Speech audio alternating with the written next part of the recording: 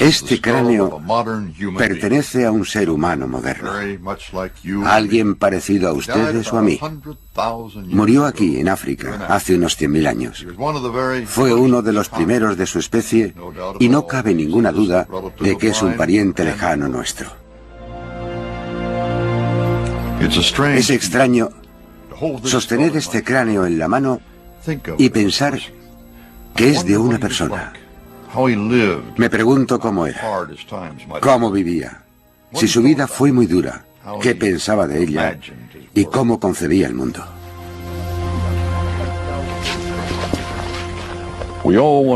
Todos queremos saber quiénes somos y de dónde venimos, saber cosas de nuestros antepasados. Quiero llevarles más allá incluso de la época en la que este hombre vivió, a los albores de la vida humana. En los próximos 4 episodios les explicaré la historia de los simios y los hombres, del hombre primitivo, de los orígenes del hombre.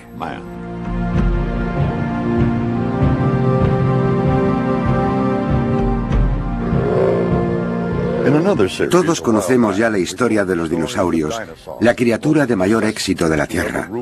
Esta criatura dominó el planeta durante 150 millones de años hasta que desapareció casi de repente, quizá por un cambio evolutivo o quizá por una catástrofe, como la colisión de un meteorito con la Tierra. Es difícil imaginar 150 millones de años. La gente, que solo llega a los 70, apenas puede concebirlos. Piensen que nosotros, los Homo sapiens, llevamos aquí solo unos 100.000 años, puede que menos. Un pestañeo en el tiempo si lo comparamos con la historia del mundo.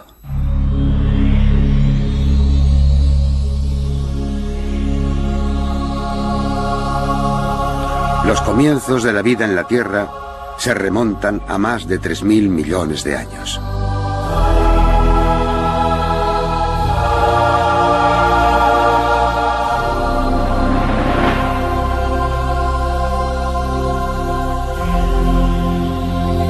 La vida en el mar apareció hace unos 570 millones de años. Los dinosaurios vivieron durante 150 millones de años. Los mamíferos y las aves han dominado el mundo desde hace unos 60 millones de años. Y los mamíferos más cercanos al hombre aparecieron hace solo entre 5 y 7 millones de años. Los seres humanos modernos, las personas como nosotros, son únicamente el último eslabón de una larga cadena.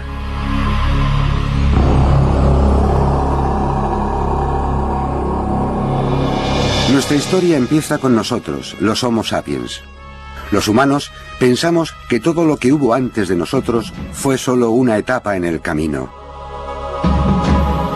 Pero no somos más que una entre varias especies cercanas, que tienen nombres como Neandertal, Habilis o Robustus.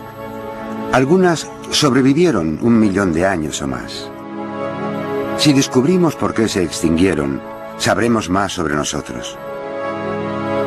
¿Qué sabemos hoy sobre quiénes somos y de dónde venimos? Es como resolver un rompecabezas sin tener antes el dibujo de cómo tiene que quedar, y sin cientos de piezas. Excavar es algo así. Podemos imaginar cómo eran esas primeras gentes observando sus fósiles y pensar qué hacían, fijándonos en lo que dejaron atrás. Utensilios, armas, restos de hogueras, huesos de animales comidos. Todo esto permite ampliar el dibujo, pero es un dibujo vago y que encima va cambiando.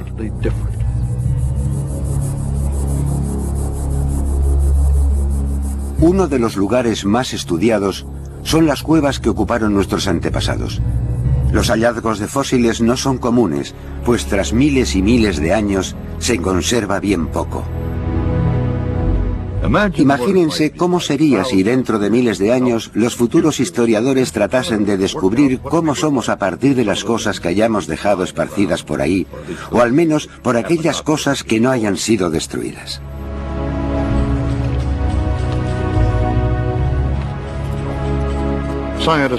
Científicos de todo el mundo han consagrado sus vidas a reconstruir nuestra historia, intentando imaginar nuestro árbol genealógico y por qué hemos cambiado tanto a lo largo de millones de años. Han tratado de encontrar respuesta a una pregunta bastante profunda. ¿Por qué existen los seres humanos? Se trata de una fascinante historia de determinación personal, ambiciones, rivalidades, aventuras y creencias.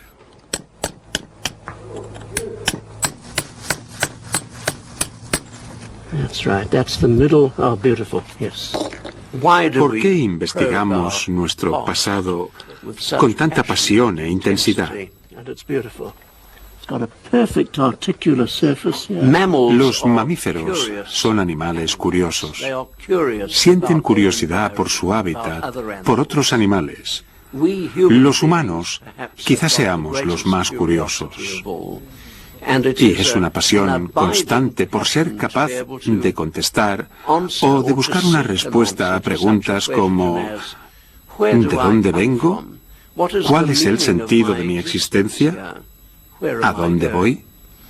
Creo que el factor de la curiosidad es el que nos empuja a hacerlo. ¿Por qué escalar el Everest? ¿Por qué está ahí? ¿Para qué desenterrar el pasado? Para saber de dónde vengo. Aquí tenemos una herramienta de sílex que hizo alguien que vivía aquí. No sabemos si hay enterrados cuerpos. Siempre esperamos que sea así. Todos queremos ser el que encuentre la gran tumba. Pero de momento me conformo con esta pieza. No está nada mal. Buscar fósiles es lo más adictivo que se puede hacer. Solo puede equipararse a buscar tesoros. Salimos y buscamos en los yacimientos de fósiles de todo el mundo. Y cuando vas quitando capas de esos depósitos, toda esa suciedad, y coges un fósil, eres la primera persona del mundo que lo mira. El primer ser humano que ve lo que una vez fue un animal vivo. Y parte de la emoción de ser paleoantropólogo radica en el siguiente paso: poder reconstruir el cuerpo del animal y recrear una criatura que andaba por la Tierra hace 2,5 millones de años.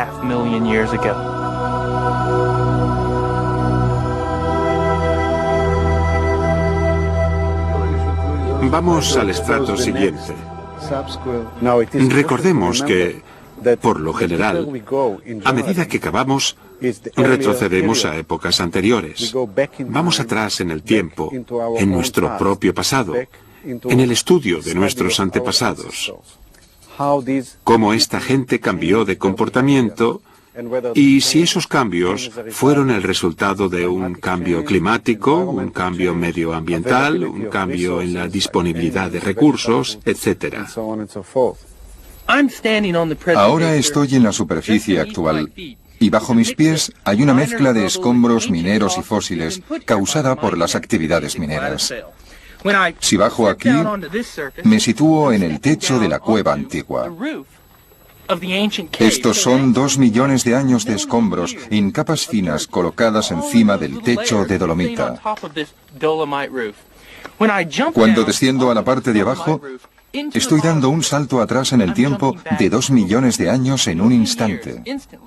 En estos escombros es donde encontramos todos esos fósiles de homínidos y animales antiguos. Cuando los animales mueren, se pudren, desaparecen, se fragmentan y se dispersan. Son pocos los que quedan enterrados. Se fosilizan y son descubiertos por personas como yo. Es asombroso que sepamos algo de nuestros antepasados. No se puede contar con ello.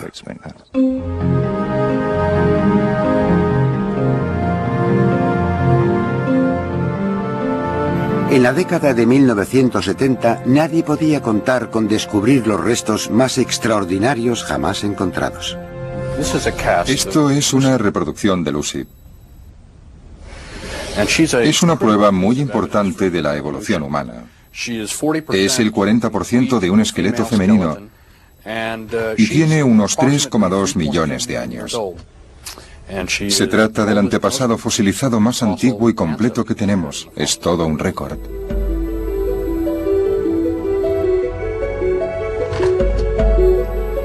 Detrás de hallazgos como este y de otros descubrimientos menos espectaculares del siglo XX, hay años de trabajo duro.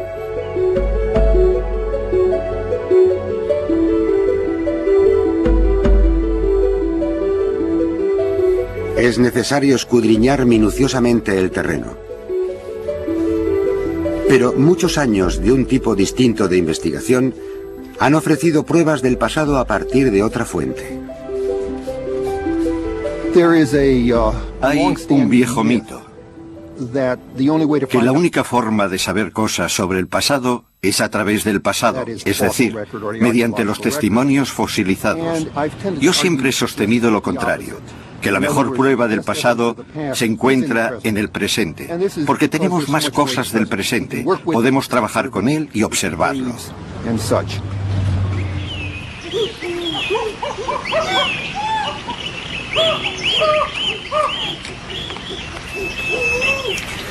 Algunas claves de nuestra ascendencia proceden de animales que aún existen. Si se analiza la estructura químico-biológica de un chimpancé, su ADN, y la comparamos con la nuestra, hay menos de un 2% de diferencias. Somos muy parecidos.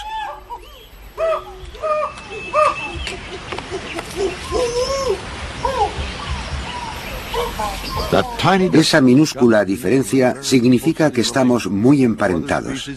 Es la especie más parecida a la nuestra. Los chimpancés están más cerca de nosotros que de los gorilas. Compartimos un mismo antepasado. El padre del padre de mi padre. Si seguimos así hasta hace 5 millones de años, el padre del padre de mi padre era un simio. Ese antepasado común es el último individuo, población sería un término más adecuado, que fue antepasado tanto de los chimpancés como de nosotros.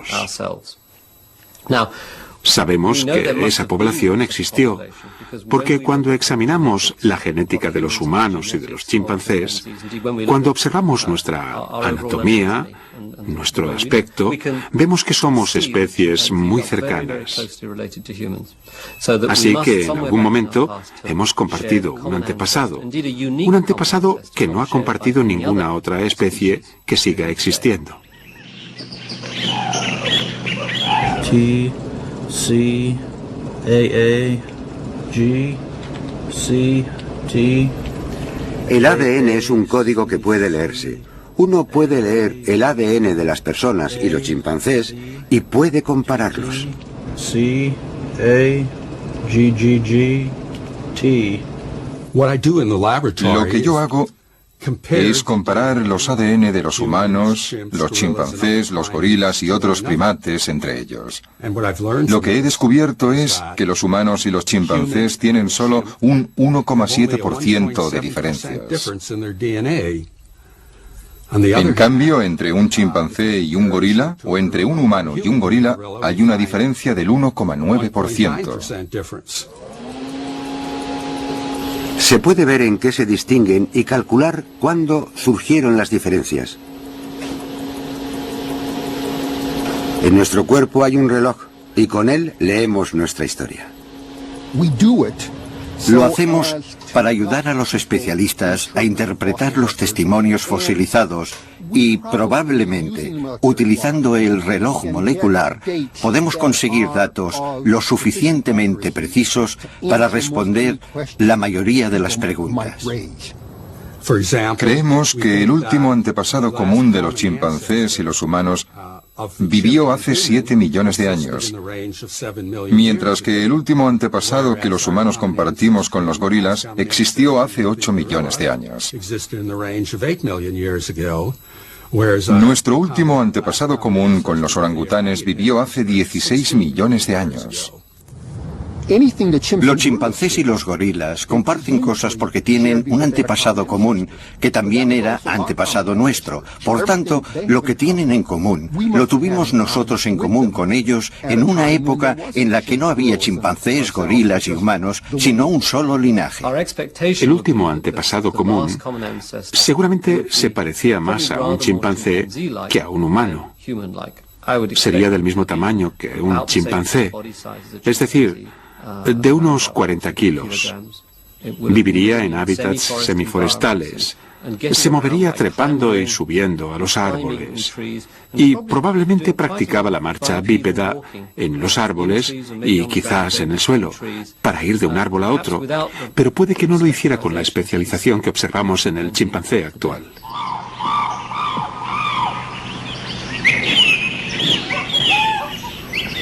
Los chimpancés y nosotros compartimos un mismo antepasado. Descendemos de la misma criatura. Tenemos ya una pieza del puzzle humano. Una pieza que nos convierte en otro simio, sin más.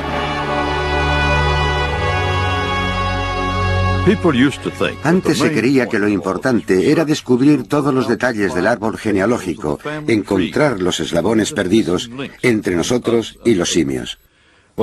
La verdad es que no hay un eslabón perdido, y hoy los científicos consideran que no hay una línea nítida en el árbol genealógico. Se ha establecido que no hay un acontecimiento único que pueda considerarse el origen del hombre. Nos encontramos ante el dibujo de un cambio, de distintas especies cohabitando, de cambio climático, de cambio en la fuente de alimentos, de movimiento por los continentes. Y hay que estudiar los fósiles para entender el cambio.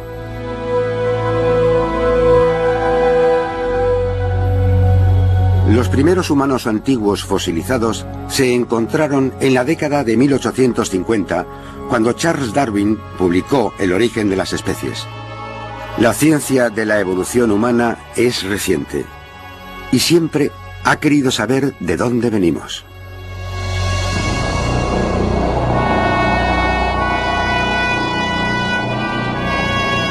Darwin dijo que venimos de África, cuna de muchos de los simios.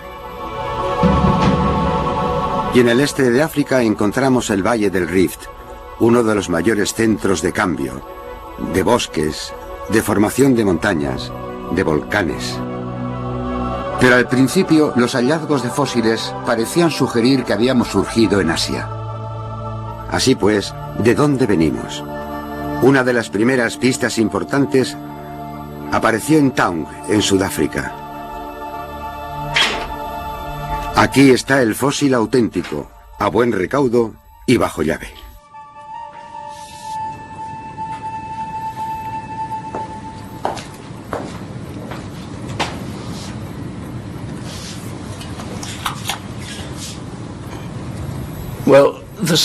Este es el famoso cráneo del niño de Taung, el primer fósil de África que contribuyó al estudio de la evolución humana. Lo encontró Raymond Dart y le llegó aquí, a Johannesburgo, el 28 de noviembre de 1924. El gran salto que tuvo que dar fue cómo interpretar estas facciones, esta curiosa mezcla de rasgos homínidos y de simio. Y este fue el reto al que aquel joven se enfrentó en una época en la que todos creían que Asia era la cuna del género humano. Pero este fósil era de África y nadie sabía de nada importante que viniera de África. ¿Qué podía deducir Dart?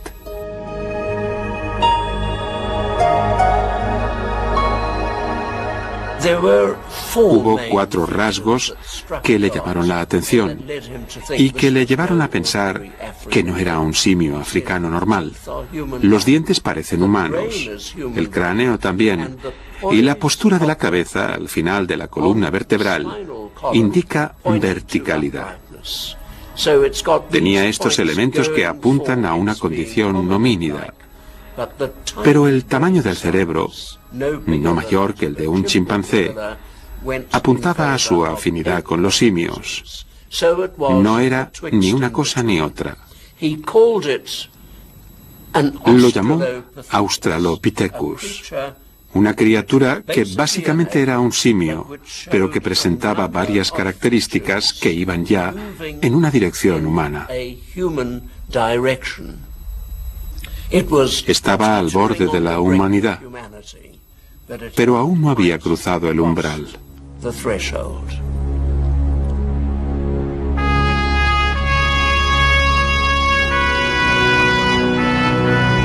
En la década de 1930, la idea de que procedíamos de África no concordaba con los prejuicios de la época.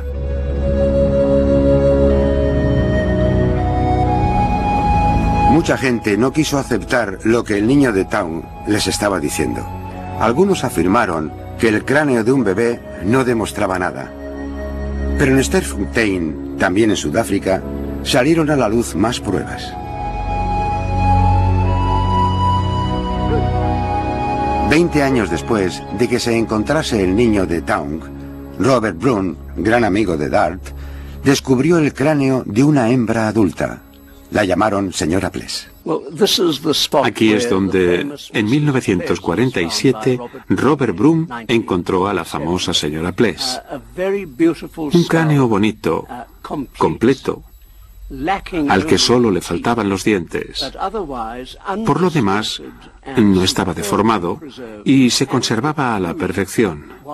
Demostró lo que el niño de Town había llevado a suponer a los especialistas tras el descubrimiento de Dart. Era un Australopithecus africanus adulto, tan perfecto a su manera como el niño de Town, pero este confirmaba en adulto lo que Dart había sostenido para el niño. Hubo mucho entusiasmo. Y esto fue lo que llevó a mucha gente a convencerse de que Australopithecus africanus era un homínido, un miembro de la familia del hombre y no simplemente un simio un poco especial.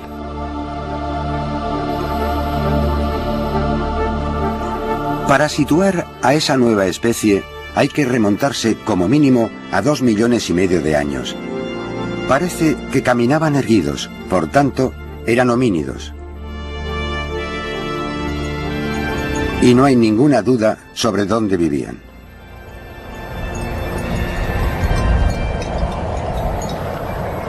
Ellos eran, y nosotros somos, de África, no de Asia. Así pues, he encontrado otra pieza del rompecabezas. Otro dato que añadir. La cuna de los primeros homínidos fue África. Y ahora otra pregunta. ¿Dónde y cuándo empezó el bipedismo?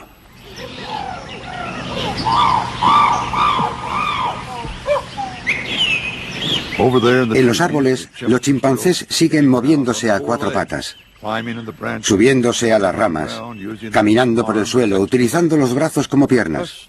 Como nosotros, ellos han evolucionado y su forma de moverse es la que les conviene.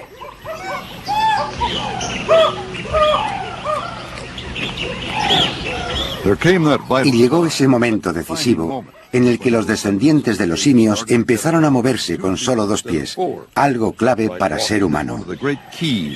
Los bebés aprenden a hacerlo al año. Los primeros humanos, los primeros homínidos, aprendieron hace entre 3 y 5 millones de años.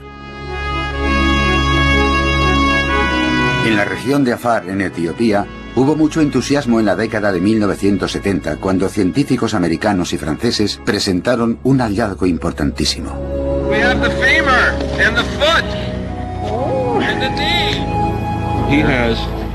No solo cráneos, sino huesos de piernas, costillas y caderas de criaturas que caminaban erguidas. Here's the femur. Oh, it's just too much. It's so exciting. I mean, God. Jesus. Al primer hallazgo lo llamaron Lucy, porque la canción de los Beatles, Lucy in the Sky with Diamonds, sonaba allí aquel día. No estaba completa, pero había lo suficiente para contestar la gran pregunta. Si observamos su pelvis, vemos que todos los cambios anatómicos importantes necesarios para pasar de la pelvis de un cuadrúpedo a la de un bípedo se han producido en Lucy. La pelvis es el elemento central en la locomoción bípeda. Forma la base de la unión de los miembros traseros al resto del cuerpo. Es una crónica de cualquier cambio significativo en la locomoción.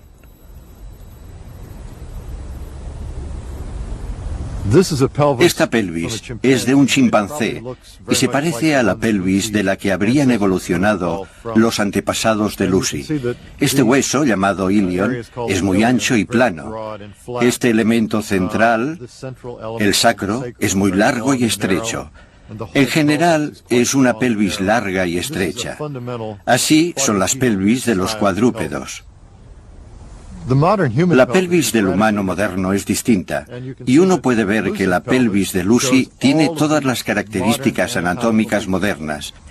El ilion está girado y forma un cuenco, y el sacro es ancho y corto. Tenemos un animal totalmente adaptado a la locomoción bípeda. Vamos al fémur y observamos el mismo cambio. Vamos al tobillo y al pie. Lo mismo, lo cual nos conduce a la conclusión de que caminaba como nosotros. Eso califica a Lucy como un antepasado homínido. La pelvis cerró el debate sobre cómo caminaba Lucy.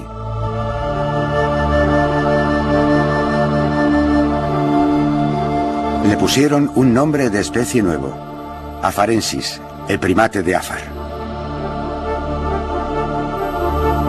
La especie de Lucy era más antigua que la del niño de Taung y la señora Pless.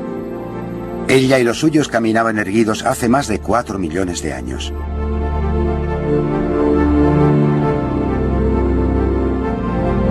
Unos años después del descubrimiento de Lucy, más al sur, en la Etoli, Tanzania, la legendaria Mary Leakey encontró por casualidad algo extraordinario.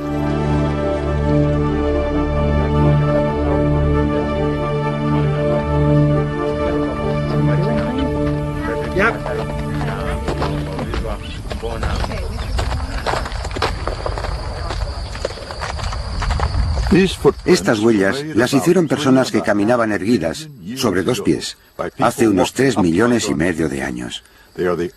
Son la prueba más antigua del gran cambio, de la época en la que surgió uno de nuestros rasgos humanos, cuando el animal, que después se convertiría en hombre, se levantó por primera vez.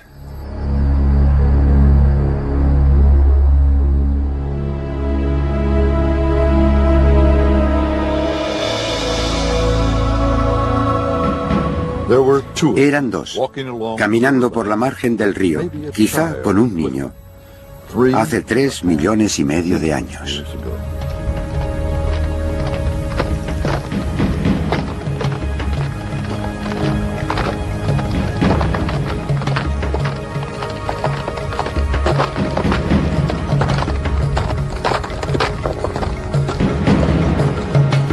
Las huellas se conservaron por una mezcla poco frecuente de ceniza volcánica y lluvia.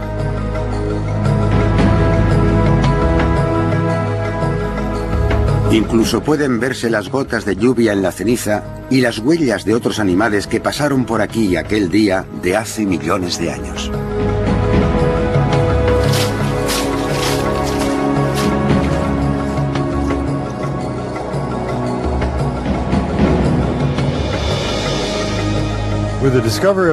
Con el descubrimiento de las huellas de la Etoli, teníamos lo que podríamos llamar la prueba del delito. Estas huellas no solo indicaban que el animal era bípedo y caminaba erguido, sino que demostraban que el arco longitudinal estaba presente, que el dedo pulgar del pie se había alineado con los otros y ya no era oponible, y que el animal tenía la forma del talón parecida a la nuestra. Todo esto indica que se trata de un animal que ya andaba erguido mucho antes de que se fijaran las huellas. Y estas tienen 3,75 millones de años. Tenemos otra pieza del rompecabezas. La marcha bípeda empezó hace 4,5 millones de años. Las nubes empiezan a disiparse. Sabemos qué pasó, pero aún no sabemos por qué. ¿Cuándo apareció el ser humano en la Tierra? Mi respuesta, tras años de estudio, es que depende de qué quieras decir con la palabra humano. Algunos dicen, bueno, ¿cuándo nos pusimos erguidos? La respuesta a eso es hace 4 millones de años. Otros dicen, los humanos creamos utensilios. La primera prueba de que lo hiciéramos se remonta al menos a 2,5 millones de años. Otros mencionarían otros criterios, tener un cerebro grande, crear arte. ¿Cuándo surge el arte? Eso fue hace solo 35.000 años o 100.000 años. La singularidad humana ha sido un proceso largo, y en eso consiste la evolución. Es una larga transformación desde lo que interpretamos como ser simios a lo que interpretamos como ser humanos. África está llena de piedras como esta. Es curioso pensar que son otra clave para entender la vida humana. La pregunta era, ¿se trataba de piedras normales? ¿O alguien las había fabricado? Y si así era, ¿cuándo? Tengo aquí una piedra que uso como martillo. Es un guijarro de lava. Y aquí otro guijarro, más anguloso, que utilizo como el núcleo del que cortar trocitos afilados que luego utilizaremos como cuchillos. El truco para astillar una piedra consiste en buscar ángulos de menos de 90 grados. Le das de refilón, así, y haces saltar lascas afiladas. Hay gente que dice, en mi jardín hay piedras así, a lo que respondo, si es cierto, tiene un yacimiento arqueológico porque en la naturaleza las piedras no se astillan así. Aquí se ha ejercido un control. A veces podemos volver a encajar las piezas para mostrar golpe a golpe cómo las astillaron, y no ruedan solas cuesta arriba. Algún homínido las alejó de su lugar de origen. A veces aparecen a kilómetros de distancia de donde se formaron geológicamente.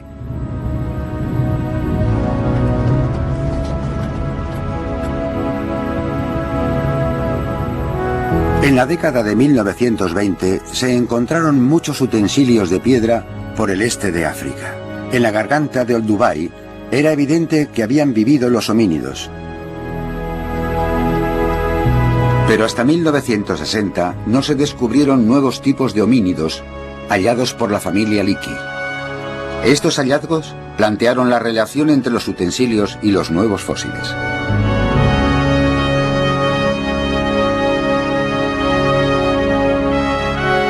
¿Quiénes habían hecho los utensilios?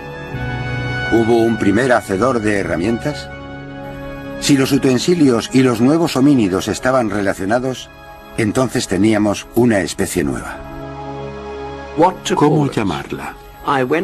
Fui a ver a Raymond Dart, quien tenía mucha facilidad con las palabras, y le dije, creemos que hemos dado con una especie nueva, y pensamos que estaba muy relacionada con las primeras actividades de creación de utensilios. Dart era un hombre que había inventado palabras como Australopithecus y Osteodontoquerático. Y yo tenía la esperanza de que no inventara otra palabra engorrosa de 9 sílabas y de que se le ocurriera un nombre más corto. Pasó el fin de semana fuera, lo pensó y se le ocurrió el nombre más simple, corto y tierno que jamás había propuesto, habilis. De ahí viene nuestra palabra hábil, que significa ser diestro, estar capacitado para trabajar con las manos. Y eso es exactamente lo que aquella especie recién descubierta nos parecía. El primer hombre habilidoso.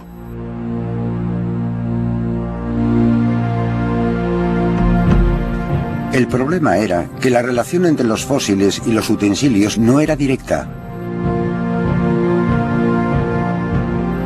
Podemos imaginar el escenario, pero para que las pruebas sean concluyentes, los utensilios y los fósiles deben estar en el mismo lugar y en el mismo nivel geológico.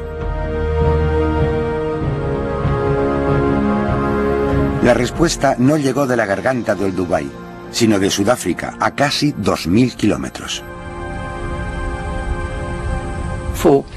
Durante 20 años no supimos quién había hecho aquellos utensilios.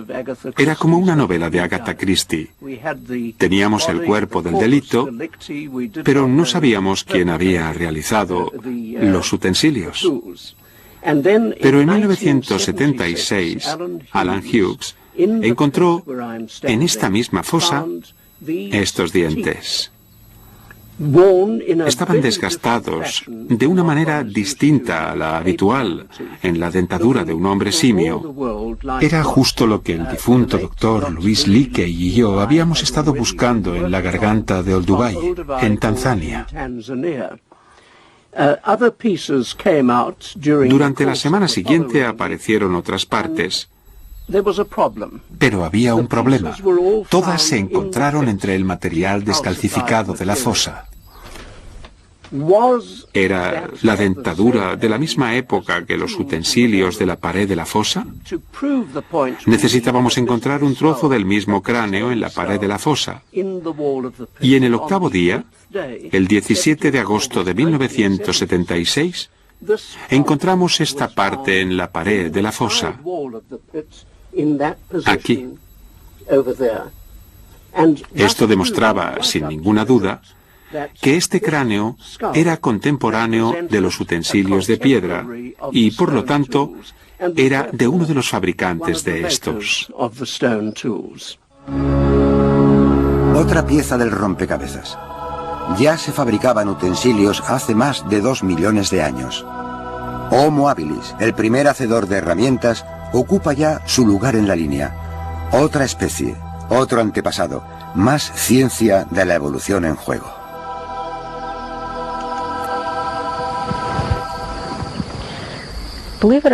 Aunque parezca mentira, Walter, sin esta pequeña lasca, seguramente no estarías aquí preguntándote de dónde vienen tus antepasados.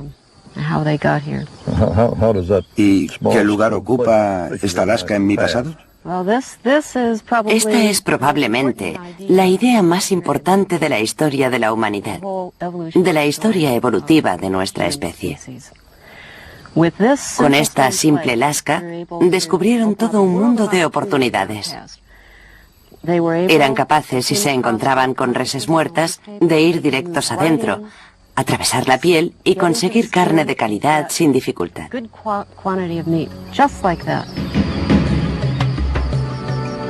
Nadie sabe exactamente cómo era la vida de entonces. Hay que olvidar lo fuertes que somos actualmente y experimentar con la idea de que nuestros antepasados eran otra especie animal que luchaba por sobrevivir en las sabanas.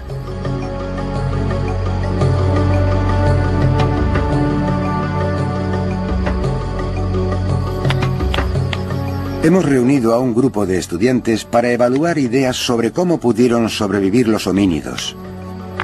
El uso de utensilios fue una ventaja para aquellos homínidos, una manera eficaz de llegar a la comida. La rapidez sería necesaria porque había otros animales que buscaban las mismas reses. No somos los únicos a los que nos interesa esta carne. Hay animales depredadores y carroñeros que se acercarán, y nosotros deberemos ser rápidos, coger la comida e irnos deprisa. Las especies cuadrúpedas eran más rápidas y tenían dientes afilados. Eran amenazantes. Pero los homínidos hacían utensilios y los usaban para conseguir carne regularmente. Con mucho, la mejor comida.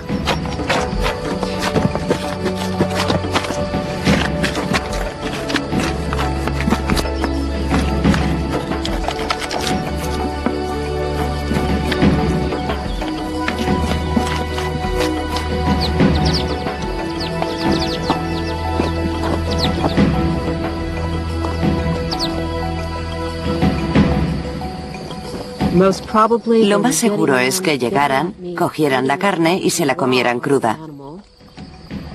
Es algo habitual entre los carnívoros e incluso entre los primates. Los chimpancés y algunos papiones lo hacen. Los primeros homínidos no cazaban mucho. Comían la carroña de los animales que los depredadores habían matado o que habían muerto por accidente. Aquí, hace casi 1 millón de años, había una marisma que cubría todo esto. Y un elefante pasó por aquí. Y aquí murió. Hemos encontrado las costillas y la mayor parte del esqueleto. Por algún motivo murió aquí. No estamos seguros de por qué. De lo que sí estamos seguros es de que hubo homínidos que vinieron aquí, los homínidos que hacían utensilios, y fabricaron utensilios con la lava que encontraron.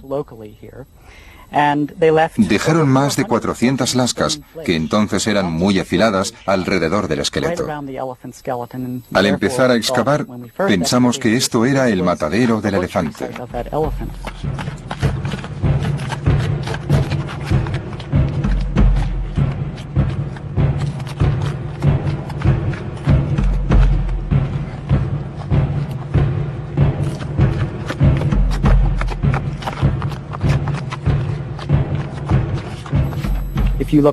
Si mira esta costilla de cerca, verá que hay algunas marcas aquí.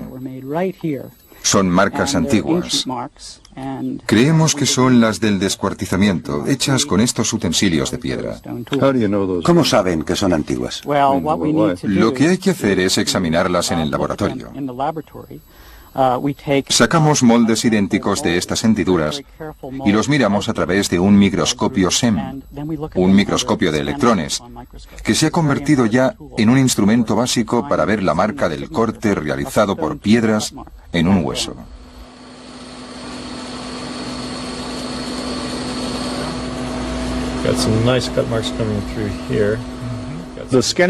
El microscopio SEM puede darnos imágenes de las superficies de huesos fosilizados que tienen marcas de cortes hechas por utensilios de piedra o por dientes de carnívoros que comieron estos huesos o por roedores.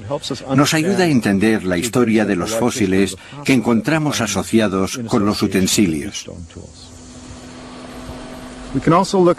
También podemos observar al microscopio los bordes de los utensilios, y en algunas piedras se pueden identificar marcas y desgastes de distintos tipos, algo muy útil para entender el amplio abanico de actividades para las que los utilizaban. Nuestros antepasados tuvieron la maravillosa idea de golpear dos piedras y hacer saltar una lasca a golpes. Simplemente hacer saltar una lasca, cogerla y usarla. Get that flake off. Vaya. And go off and use it. Fueron los orígenes de la comida rápida.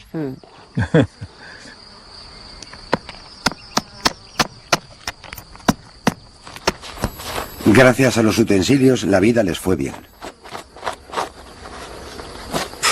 La resolución de problemas es una forma de pensar en la evolución. Podemos decir, ahí fuera hay un animal, en un entorno hostil. Debe evitar ser comido y debe encontrar un sitio en el que guarecerse, buscar comida, ser capaz de competir con otros de su especie. Se enfrenta a estos problemas y son problemas de supervivencia. La selección natural es el medio por el que los animales dan con buenas soluciones, en cuyo caso evolucionan, o con malas soluciones, en cuyo caso se extinguen. Sí, la evolución es un proceso de resolución de problemas. Muchas especies de homínidos solucionaron los problemas de la vida durante mucho tiempo, pero al final, la mayoría de las especies debió de toparse con problemas irresolubles.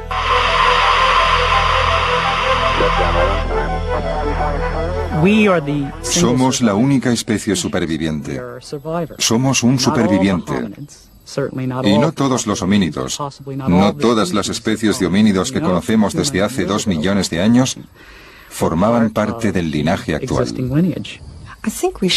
Deberíamos visualizar la evolución de la vida en términos de arbustos que se ramifican. El error se cometió hace tiempo. Cuando la gente pensaba en la evolución del caballo, se imaginaba un caballo creciendo más y más. Y hasta que empezamos a saber más cosas, no nos dimos cuenta de que había muchas especies. Así hay que plantearse nuestra evolución. Recientemente se ha sabido que había varios linajes distintos. Es como si hace entre 3 y 2 millones de años se estuviera experimentando con muchos linajes distintos en distintas partes de África.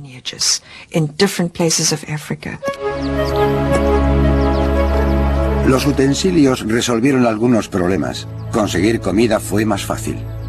Y vinieron los grandes cambios. El uso y el control del fuego. La confección de armas para cazar.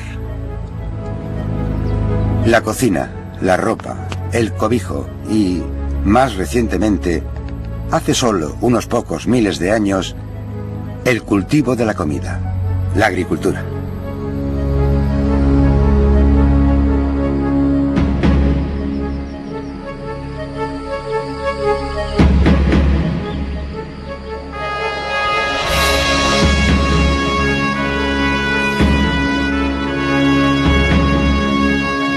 Todas estas cosas resolvieron problemas de las distintas especies de homínidos.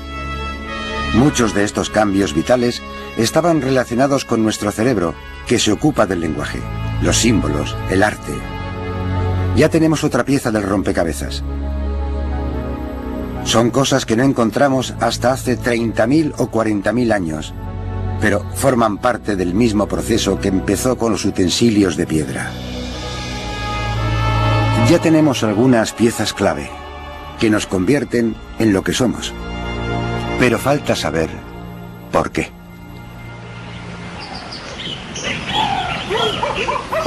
El concepto de evolución no me preocupa, pero querría saber qué significa. ¿Por qué se produce un cambio? ¿Qué necesidades y situaciones hacen que la gente y los animales sean distintos? Si todo consiste en resolver problemas, ¿qué problemas hicieron que yo surgiera? ¿Por qué estos problemas no cambiaron a los chimpancés? Pensemos en los animales que se extinguen. El 99% de las especies que han existido se han extinguido. En el próximo episodio aprenderemos más sobre cómo vivía y moría la gente del pasado. Buscaré las pruebas en el suelo que piso y en mi propio cuerpo. Mientras, examinaré a mis primos recién descubiertos.